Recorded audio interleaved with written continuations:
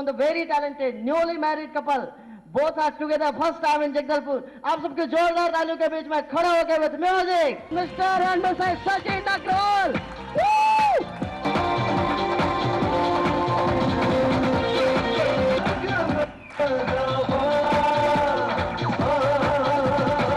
और सीएम के बिना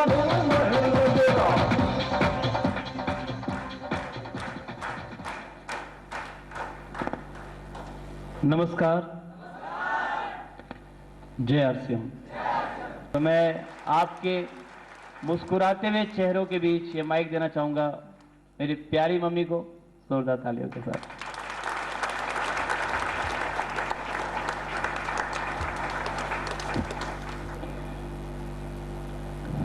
ऐसे तो जिस वक्त इन लोगों ने आरसीएम बिजनेस शुरू किया था उस वक्त हमारी परिस्थिति ऐसी नहीं थी कि हम लोग मैं मतलब इनको बिजनेस करने देती, क्योंकि पेट भरने के लिए जो छोटा मोटा बिजनेस हमारा था उसी में इतनी टाइम नहीं मिलती थी कि ये कुछ अलग से काम कर सकें।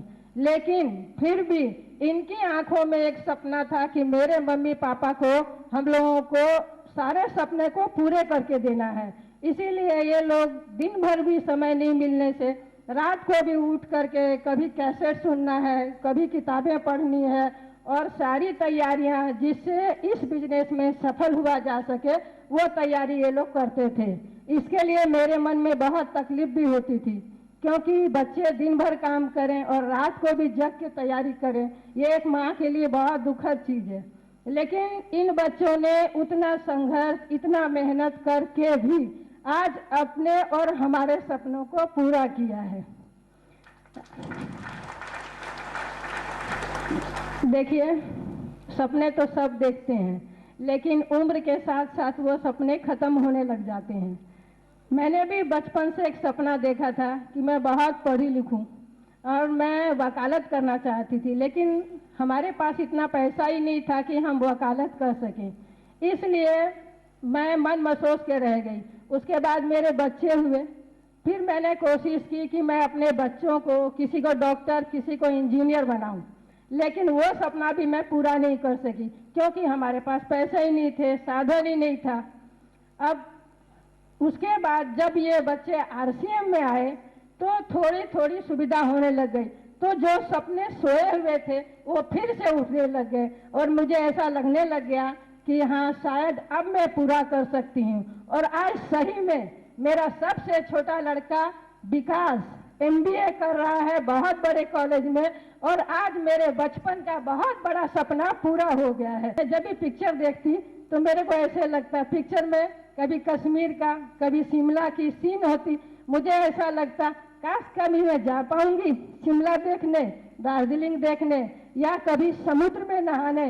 और फिर सोचती थी नहीं, ये नहीं हो सकता, क्योंकि हमारे पास तो साधन ही नहीं था। लेकिन आज इसी बिजनेस के माध्यम से अभी पिछले महीने पूरी जाके आई हूँ, वहाँ समुद्र का जो सीन देखा मैंने, एक घंटे तक मैं चुपचाप समुद्र को देखती रह गई, इतना एक्साइटमेंट मेरे अंदर में हो गया है। तो बचपन का ये सब बहुत बड़ा सपना पूरा हुआ। पहला तो अपने बच्चे को पढ़ा करके, दूसरा समुद्र का जो एक एक्साइटेडमेंट था मेरे मन में वो भी पूरा हुआ। उसके बाद जो कश्मीर जाने का सपना था वो अगले महीने हम फिर कश्मीर जा रहे हैं, ये तीसरा सपना ही पूरा हो जाएगा।